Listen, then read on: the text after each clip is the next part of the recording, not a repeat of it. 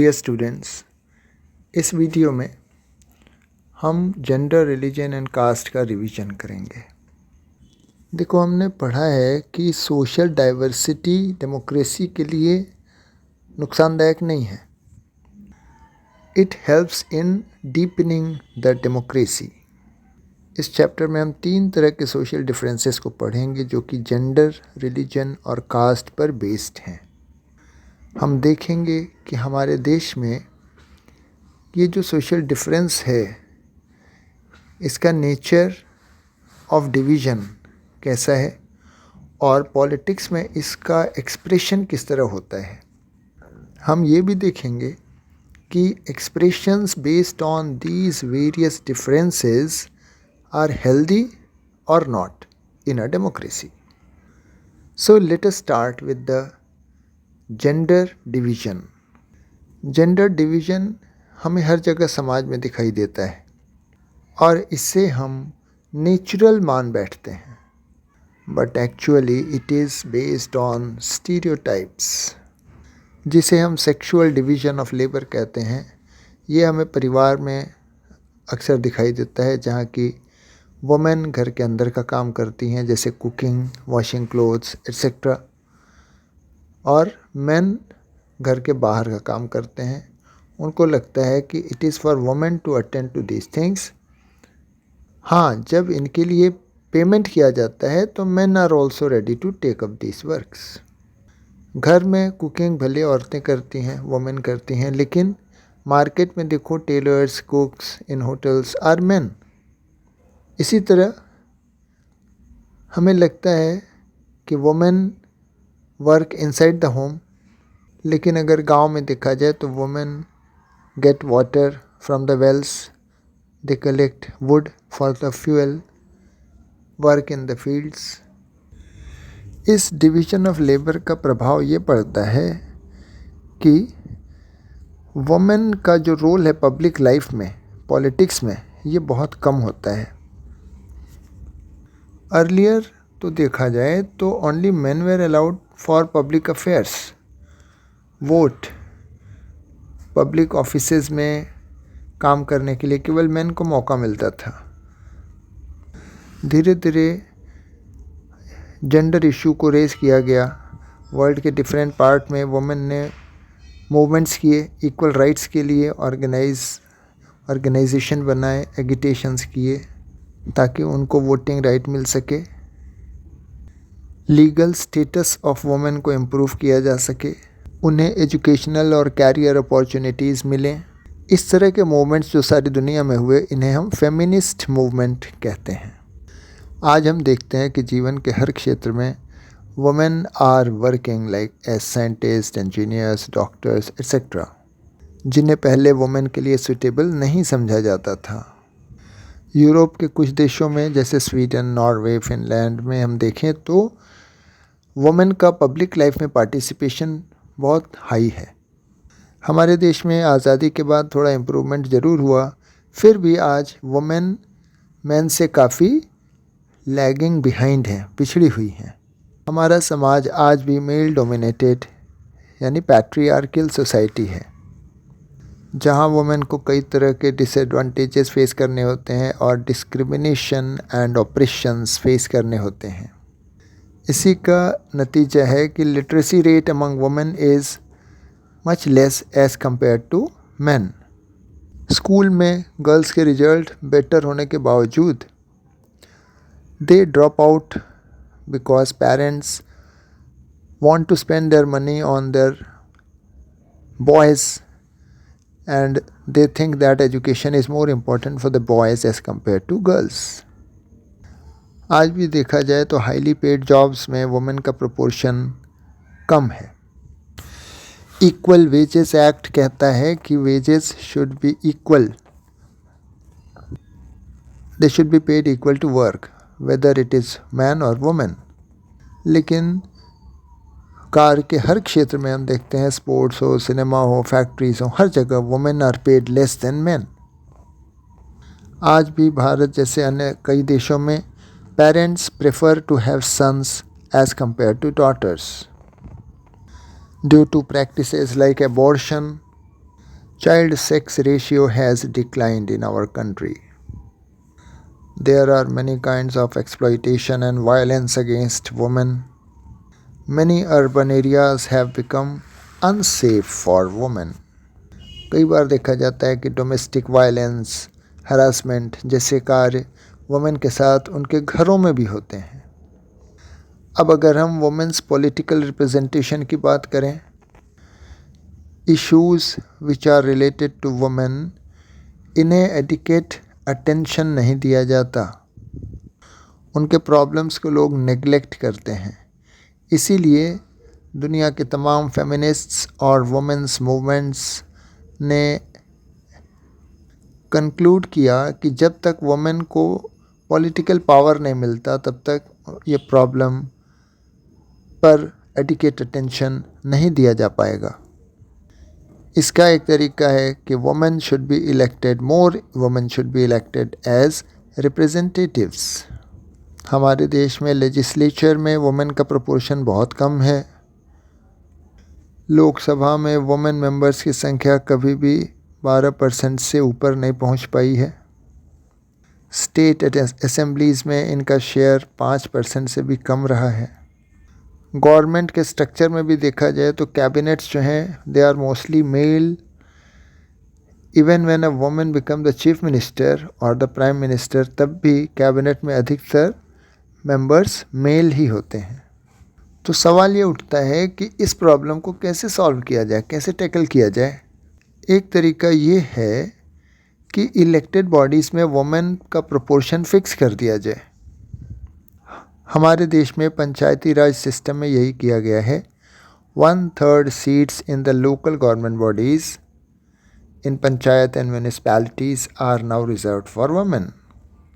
Women organisations and women activists, they are demanding a similar reservation of at least 1/3 of the seats in the Lok Sabha and state assemblies.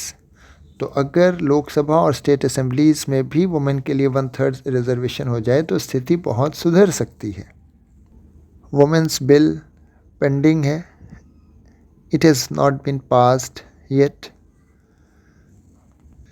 Gender division हमें दिखाता है कि कोई ना कोई social division politics में express होना चाहिए।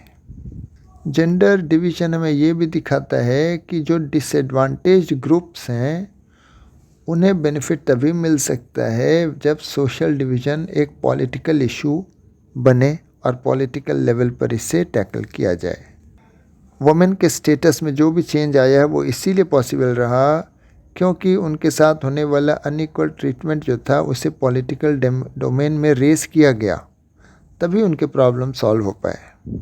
इसीलिए ऐसा माना जाता है कि जब तक वुमेन को पॉलिटिकल पावर नहीं मिलेगा तब तक उनके साथ होने वाले अनइक्वालिटीज़ को दूर नहीं किया जा सकता। अब हम एक दूसरे सोशल डिवीज़न पर आते हैं जो कि रिलीजियस डिफरेंसेस पर बेस्ड है। ये रिलीजियस डाइवर्सिटी आज सारी दुनिया में फैली हुई है। सभी देशों में विभिन्न धर्मों के फॉलोअर्स पाए जाते हैं। अगर किसी देश में एक ही धर्म के फॉलोअर्स हों तो भी उनके बीच में डिफरेंसेस हो सकते हैं related to the practice, related to the way in which the people practice that religion.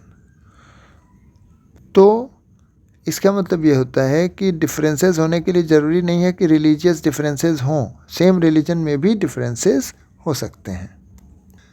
Religious differences are generally expressed in the field of politics. हम एक एग्जाम्पल लेते हैं। जब गांधी जी ने कहा कि religion can never be separated from politics, तो उन्होंने जो रिलीजन वर्ड को यूज़ किया वो किसी पार्टिकुलर रिलीजन के लिए उन्होंने नहीं कहा, हिंदुइज़म और इस्लाम और एनी स्पेशल रिलीजन, बल्कि उनका मतलब था रिलीजन से रिलेटेड मोरल वैल्यूज़। उनकी बातों का मतलब था कि politics should be guided and controlled by the ethics drawn from religion. Religion से दी हुई मोरल वैल्यूज़ पर बेस्ड होनी चाहिए पॉलिटिक्स।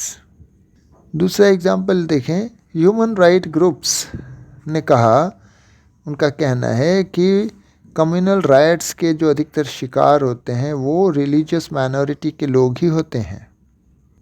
तीसरा एग्जाम्पल हम देखें,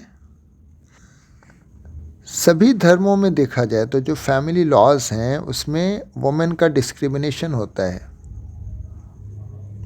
इसीलिए फेमिनिस्ट मूवमेंट्स की डिमांड है कि government should change these laws. ये सभी एग्जाम्पल्स रिलीजन और पॉलिटिक्स के बीच में एक रिलेशन दिखाते हैं। किसी भी धर्म की जो आइडियल्स हैं, मोरल वैल्यूज़ हैं, वो पॉलिटिक्स में इम्पॉर्टेंट रोल प्ले कर सकती हैं। People belonging to any religious community should have a way to express their needs, their demands in politics. किसी भी व्यक्ति को किसी भी रिलीजियस कम्युनिटी के मेंबर के रूप में अपने डिमांड एक्सप्रेस करने का अधिकार होना चाहिए।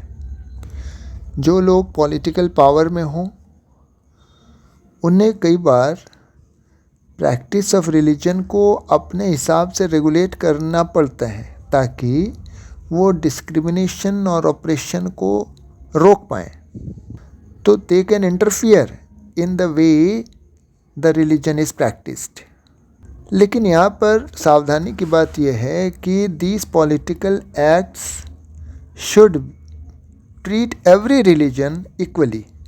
ऐसा नहीं होना चाहिए कि पॉलिटिकल पावर में जो लोग हैं वो किसी एक रिलीजन को तो कंट्रोल करें और दूसरे को फ्री छोड़ दें ताकि उस धर्म के लोग मनमाना करें। ऐसा नहीं होना चाहिए। तो हर रिलीजन के लोगों को अपने डिमांड रखने का अधिकार होना चाहिए, और अगर सत्ताधारी पक्ष चाहता है कि इस डिमांड को मोल्ड किया जाए, चेंज किया जाए, जिस तरह से लोग रिलीजन को प्रैक्टिस कर रहे हैं उसमें थोड़ा इंटरफियर करके उससे कुछ चेंज किया जाए, तो ये कार्य उन्हें सभी धर्मों के लिए बराबर रूप से करना चाहिए, न कि सिर्फ किसी एक रिलीजन के लिए। तब तो वो इम्पार्शियल होगा और वो करेक्ट होगा। फिर हम आते हैं कम्युनलिज्म। जब रिलीजन को देश का आधार बना दिया जाए, यहीं से प्रॉब्लम की शुरुआत होती है। जब रिलीजन को ही धर्म का, देश का आधार बनाया जाए, जैसे कि श्रीलंका में किया गया था, जैसा कि नॉर्दर्न आयरलैंड में हुआ, तो प्रॉब्लम होती है and that condition is unsafe. Problem और भी सीरियस हो जाता है जब रिलीजन को पॉलिटिक्स में एक्सक्लूसिव फॉर्म में एक्सप्रेस किया जाए। ऐसा तब होता है जब किसी एक धर्म के विचारों को, किसी एक धर्म के बिलीफ्स को सुपीरियर माना जाए और दूसरे धर्म को इन्फीरियर माना जाए। जब एक धर्म के फॉलोअर्स की डिमांड दूसरे धर्म के फॉलोअर्स के खिलाफ होने लगें और स्टेट पावर उनमें से किसी एक का साथ दे, इस तरह की प्रैक्टिस को हम बोलते हैं कम्युनल पॉलिटिक्स। कम्युनल पॉलिटिक्स का बेस ही यही है कि religion is the basis of social community. यहीं से कम्युनलिज्म यानी सांप्रदायिकता का जन्म होता है। अकॉर्डिंग टू कम्युनलिज्म, एक धर्म को मानने वाले जो फॉलोअर्स हैं उनकी अपनी एक कम्युनिटी होनी चाहिए, उनके फंडामेंटल इंटरेस्ट सेम होने चाहिए, उनके बीच में कोई भी डिफरेंस नहीं होना चाहिए। ये विचार किसके हैं? कम्युनलिज्म के विचार हैं। और इसके साथ ही कम्युनलिज्म के विचारों में ये भी आता है कि अलग अलग धर्मों को मानने वाले लोग सेम सोशल कम्युनिटी के मेंबर नहीं हो सकते। अगर अलग अलग धर्म के फॉलोअर्स के बीच में कुछ कॉमन चीज़ें हैं भी तो उन्हें केवल सुपरफिशियल माना जाता है, मतलब they are not given any importance. Different religion के फॉलोअर्स के बीच में डिफरेंसेस होने चाहिए और फिर कॉन्फ्लिक्ट आएगा उनके बीच में। जब कम्युनलिज्म अपने एक्सट्रीम फॉर्म में आ जाता है तो लोगों को लगता है कि people belonging to different religion can not live as equal citizens within one nation. या तो देश में किसी एक का डोमिनेंस होगा या फिर देश के दो टुकड़े हो जाएंगे, डिसइंटीग्रेशन हो जाएगा। कम्युनलिज्म की विचारधारा यही है। लेकिन हमें ये समझना चाहिए कि ये विश्वास जो है, ये बिलीफ जो है, ये फंडामेंटली रॉन्ग है, फंडामेंटली फ्लॉड है, एकदम गलत है। किसी एक धर्म को मानने वाले लोगों के भी इंटरेस्ट और एस्पिरेशन सेम नहीं होते। एक कम्युनिटी के अंदर के लोगों की भी अलग अलग वॉइसेस होती हैं, अलग अलग विचार होते हैं और सभी के विचारों को सुना जाना चाहिए। तो अगर हम किसी एक धर्म को मानने वाले सारे फॉलोअर्स को एक साथ कंसिडर करेंगे तो बहुत से लोगों की आवाज़ें उसमें दब जाएंगी, उनकी आज़ादी, उनके अधिकार छिन जाएंगे। पॉलिटिक्स में कम्युनलिज्म कई तरह से एंटर करता है। It can take various forms in politics. पहला एक्सप्रेशन आता है हमारी एवरीडे बिलीफ में, जहाँ पर लोग किसी भी रिलीजियस कम्युनिटी के बारे में स्टीरियोटाइप इमेज बना के रखते हैं, superiority of one's religion and over other religions. ये इतना कॉमन है कि कई बार हम इसे नोटिस भी नहीं कर पाते। कम्युनल माइंड अपने रिलीजन, अपने रिलीजियस कम्युनिटी के पॉलिटिकल डोमिनेंस का प्रयास करता है।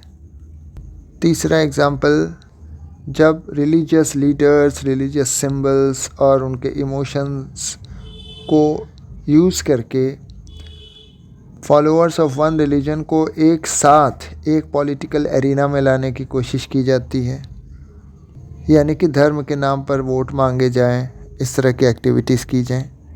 कम्युनलिज्म का सबसे बुरा रूप देखने को मिलता है कम्युनल वायलेंस, कम्युनल राइट्स के रूप में, जैसा कि इंडिया और पाकिस्तान के डिवीज़न के समय देखा गया था।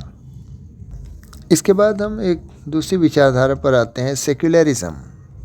कम्युनलिज्म हमारे देश के लिए एक बहुत बड़ा चैलेंज रहा और इसीलिए कॉन्स्टिट्यूशन बनाने वाले इससे अवेयर थे, तो उन्होंने हमारे देश को एक सेक्युलर स्टेट बनाया।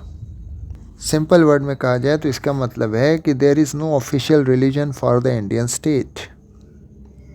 कॉन्स्टिट्यूशन सभी इंडिविजुअल्स को, सारी कम्युनिटीज़ को फ्रीडम देता है कि वो अपने रिलीजन को प्रैक्टिस कर सकते हैं, प्रोपेगेट कर सकते हैं, and not to follow any. Discrimination on the ground of religion को प्रोहिबिट किया गया है। इसके साथ ही कॉन्स्टिट्यूशन स्टेट को ये अधिकार देता है कि वो रिलीजन के मैटर में भी इंटरवीन कर सकता है जब उसे लगे कि इक्वालिटी को इंश्योर करने के लिए ऐसा करना ज़रूरी है। इस तरह से देखा जाए तो सेक्युलरिज्म कुछ पार्टियों की या कुछ लोगों की ही आइडियोलॉजी नहीं है, बल्कि ये आइडिया जो है हमारे देश का फाउंडेशन है। कम्युनलिज्म को टैकल करने के लिए एक सेक्युलर कॉन्स्टिट्यूशन ज़रूरी है, जैसा कि हमारे देश का कॉन्स्टिट्यूशन है। लेकिन कम्युनलिज्म को टैकल करने के लिए केवल कॉन्स्टिट्यूशन से ही काम नहीं चलेगा। इसे हमें अपने एवरीडे लाइफ में भी इससे दूर करने की कोशिश करनी होगी और पॉलिटिक्स के फील्ड में भी रिलीजन पर बेस्ड मोबिलाइजेशन को रोकना होगा, तभी हम कम्युनलिज्म से कॉम्बैट कर सकते हैं, फाइट कर सकते हैं। इसके बाद हम आते हैं caste and politics. Caste division is very special to India.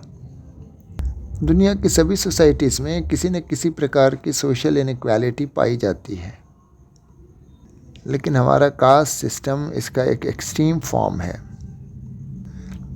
इस सिस्टम में हेरिडिटरी ऑक्यूपेशनल डिवीज़न को पास किया गया, एक्सेप्ट किया गया बाय रिचुअल्स।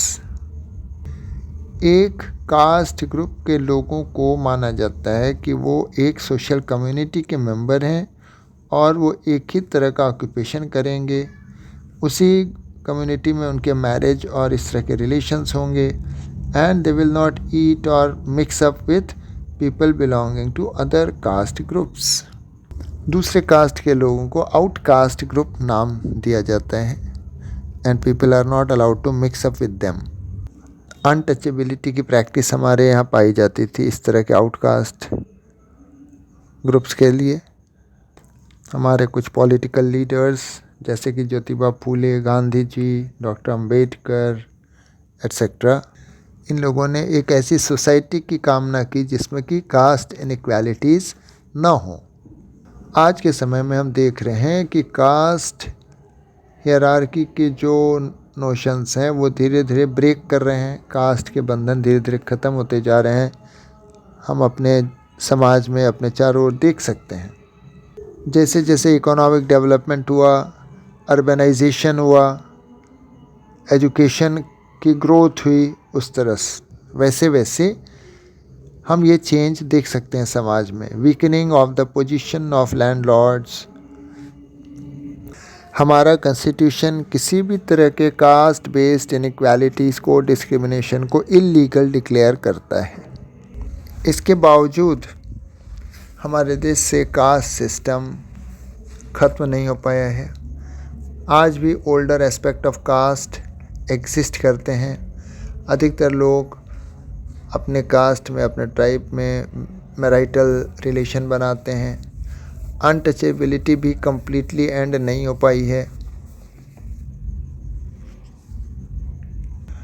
कुछ कास्ट ग्रुप को अपॉर्चुनिटीज़ मिली तो वो हायर एजुकेशन में आए और दे गॉट बेटर पोजीशंस। कुछ ऐसे caste groups which do not had access to education or prohibited from other facilities, they lagged behind.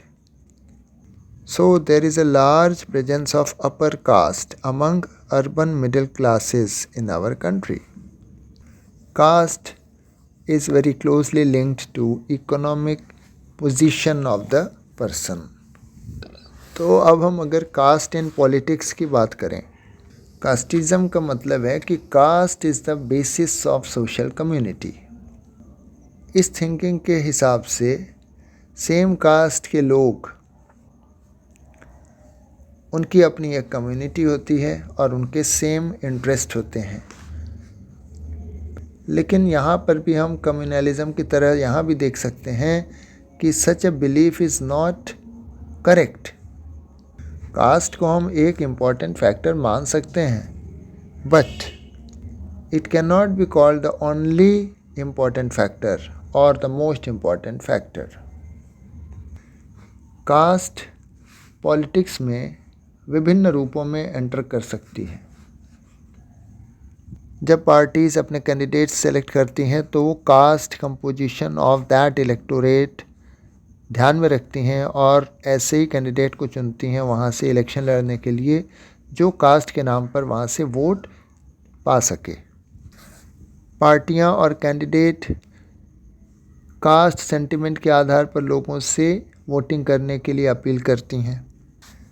Universal adult franchise और वन पर्सन वन वोट के कारण पॉलिटिकल लीडर्स जो हैं पॉलिटिकल सपोर्ट के लिए प्रयास करते हैं।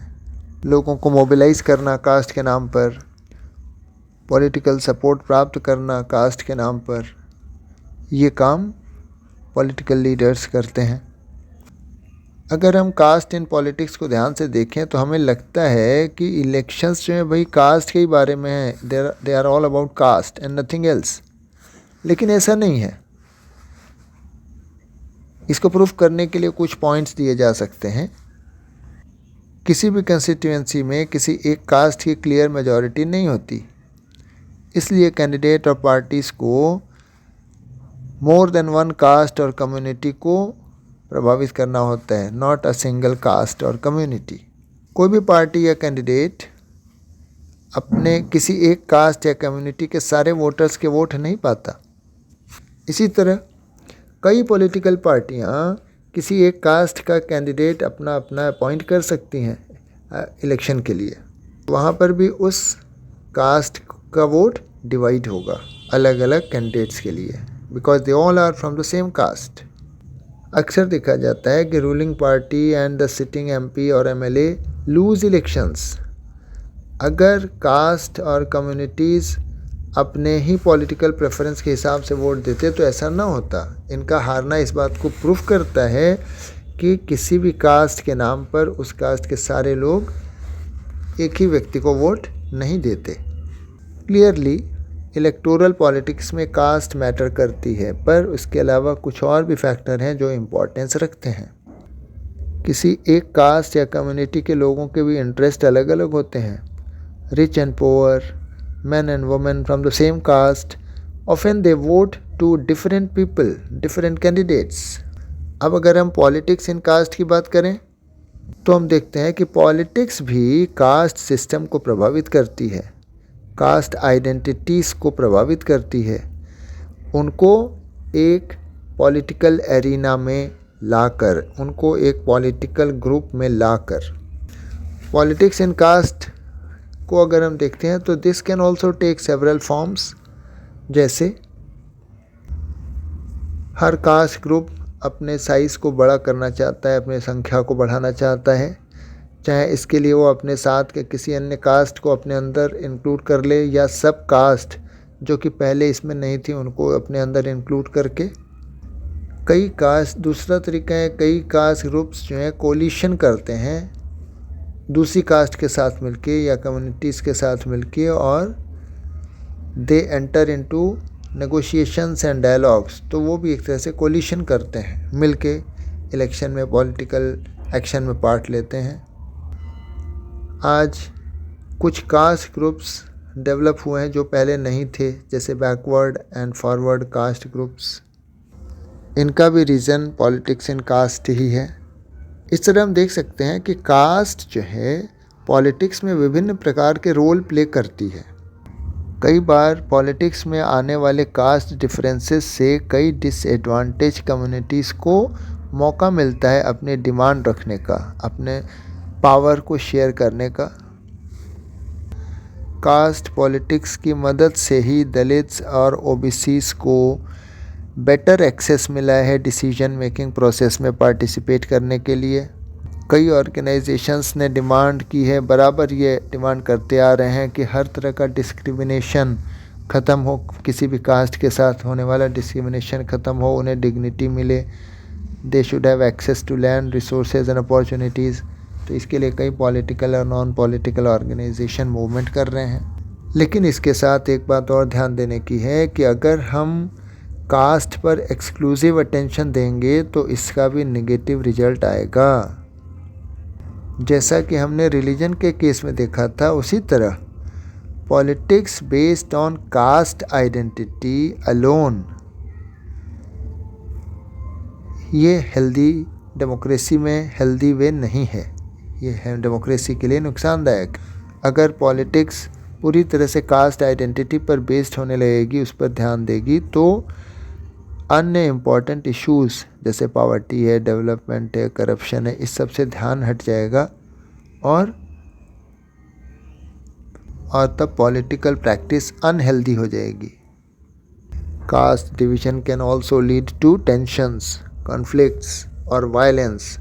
ये भी कास्ट डिवीज़न का प्रभाव पड़ सकता है। तो कास्ट पर ध्यान देना उचित है उनके साथ होने वाले डिस्क्रिमिनेशन को दूर करने के लिए, लेकिन एक्सक्लूसिव वे में अगर कास्ट पर ही ध्यान दिया जाएगा तो वो पॉलिटिक्स भी कास्ट रिडन हो जाएगी और अनहेल्दी हो जाएगी, डेमोक्रेसी के लिए ये सूटेबल नहीं रह जाएगी। इसी के साथ हमारा ये रिवीजन कंप्लीट होता है। Thank you very much for hearing and watching this video.